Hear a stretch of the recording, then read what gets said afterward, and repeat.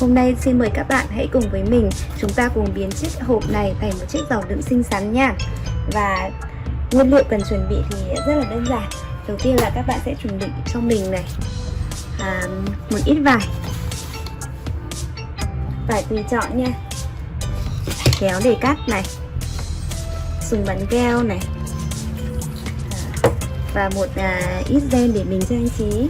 Thêm vào nữa là một sợi dây này thì mình có thể thay thế bằng sợi dây len, băng dính này. Và chúng ta cùng bắt đầu làm nha. Với cái phần này thì mình sẽ bọc, mình sẽ dùng vải để mình sẽ bọc vào 4 cái cạnh trong này. Chính vì thế nên là mình sẽ phải đo cái kích thước, xem là kích thước khoảng bao nhiêu nha. Và với kích thước này thì sẽ có, cái hộp này sẽ có một cái chiều cao là 7 cm này, và mình sẽ chừa thêm 7 cm, mình sẽ chừa thêm 2 cm để mình sẽ lót một tí xuống phần cạnh đáy và phần miệng đáy. Cạnh thì sẽ có độ dài là 18 cm này, 18 và đây là 10 này, sẽ là 28 mà nhân với 2 thì sẽ là 56 cm. Tức là mình sẽ phải chuẩn bị một cái mảnh vải có cái độ dài là 56 cm và cao 9 phân. Tiếp theo là mình sẽ cắt thêm hai miếng vải ở đây này. Một cái là mình sẽ bọc đáy và một cái là mình sẽ bọc ở phần trong. Thì cái này thì cũng không cần thiết là phải đo chính xác, và mình có thể để vào để mình ướm thôi.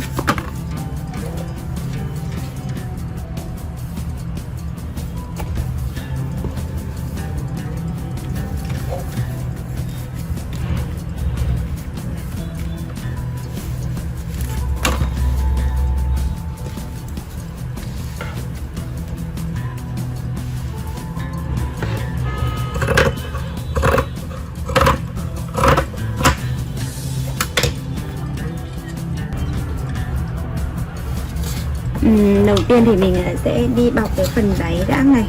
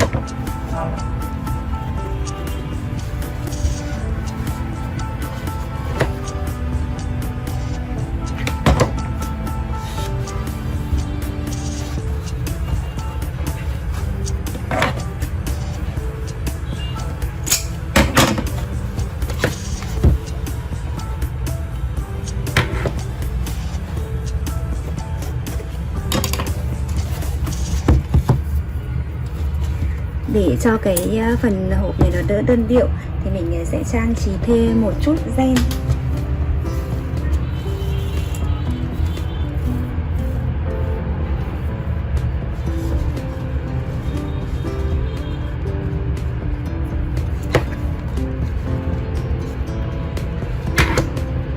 Sẽ phần ren nha.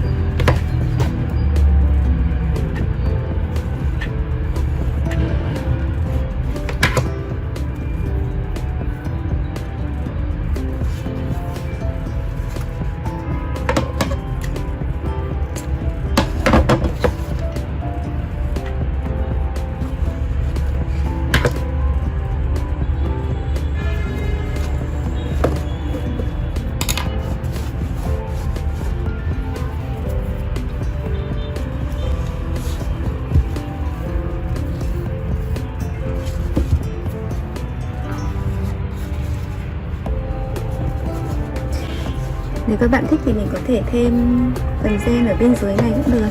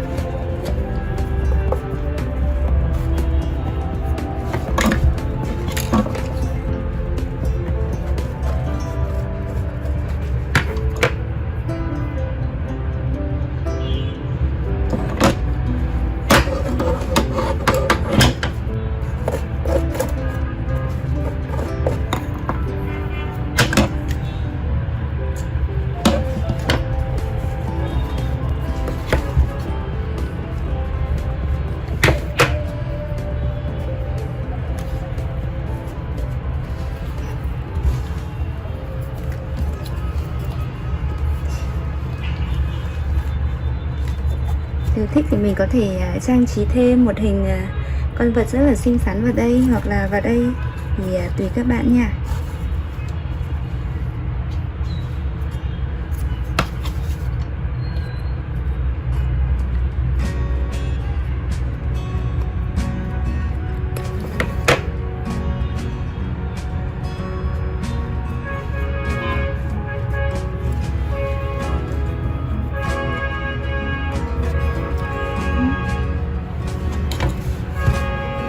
Vậy là chúng mình vừa làm xong một chiếc hộp, vừa biến một chiếc hộp bỏ đi thành một chiếc giỏ đựng rất là xinh xắn và siêu cute. Và mình có thể đựng các đồ handmade của mình. Đây là vừa xinh vừa đẹp lại vừa tiết kiệm nha.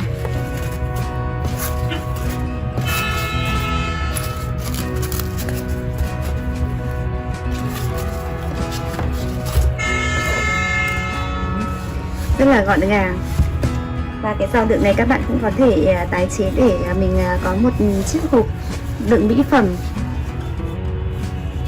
Cảm ơn các bạn đã theo dõi. Hẹn gặp lại các bạn trong video tiếp theo của mình nha.